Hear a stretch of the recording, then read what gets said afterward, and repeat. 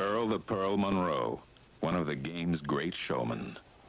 After leading Winston-Salem State to the NCAA Division II championship, under the guidance of legendary collegiate coach Clarence Big House Gaines in 1967, the Pearl is drafted by the Baltimore Bullets, and in 1968 is named Rookie of the Year. It was a good feeling. I certainly didn't make what I thought I was going to make. I had envisioned at least about a 2-year package for 110 or something like that. But I signed the contract. I didn't have an agent at the time, and they came and got me like at the 4 or 5 o'clock. I was just getting in the morning, and took me to New York. So the morning of the draft, they came with the paper and whatnot and said, well, here's the paper. I thought my coach had seen it, and so I signed it. So when Big House came in the room later on, he said, son, what have you done? I said, I made a mistake. Well, if I make a mistake, I'll pay for it. That's one of my traits. But it was a very strange and bizarre meeting, not having a suit of clothes or anything. I think the general manager, Buddy Genetti, I had to borrow his sport jacket to be announced that, I was the person that they picked. And I can remember the words that they asked me how much did I get, and I was afraid to tell anybody. So I said it was a substantial amount. After my first year, I expressed a dislike for what was going on, and basically because I wanted to be in Baltimore, but I wasn't happy with the circumstances in which I was in Baltimore, monetarily speaking. And I decided that I was going to just play out my obligation and sit out the next year because there was an option, and then go to the ABA. Strangely enough, Coach Gene Shue came to me after my first year and said, listen, I got a wonderful piece of news for you.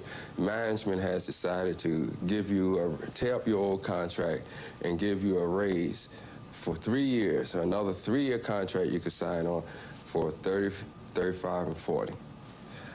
And that was real funny at that time because, with the ABA and then salaries were starting to escalate, as much as they were, that was like being in jail for another 4 years and working on license plates. So as it turned out, I decided that what I would do was wait.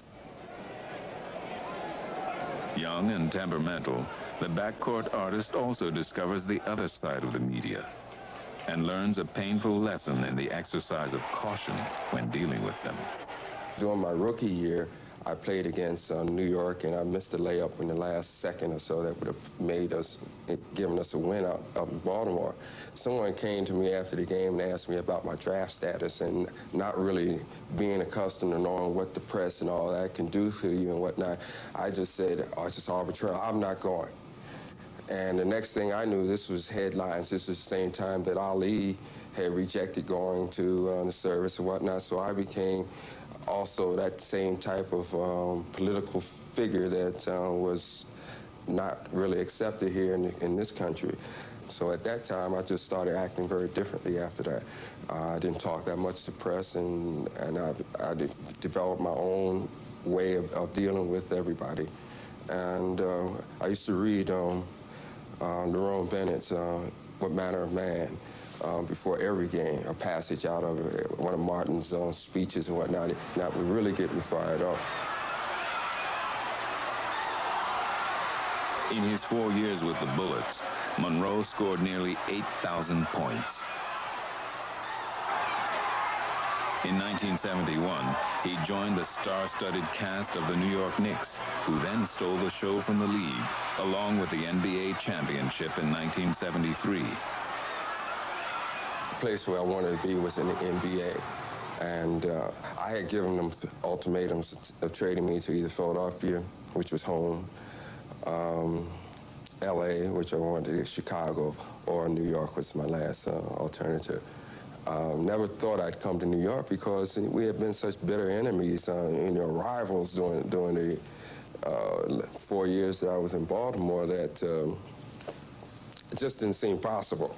And then when it did come up, I was very apprehensive because I felt as though, I came to a championship team, whereas Baltimore was on the bottom. We remained on the bottom for a year, but New York was already on top, and it was a matter of me being able to fit in. By being right here in New York, the hub of the media, it took on even greater proportion in terms of the spectacular. Fortunately, if I was in Baltimore and had the same career as I had as a New York Knickerbocker, it might not have been the same because the media would not have been able to pick up on it as much. But by being a champion out there, it's a champion not only, on the court, but in your mind and in your heart because because you're out there, you know that what's happening, you're a part of it all.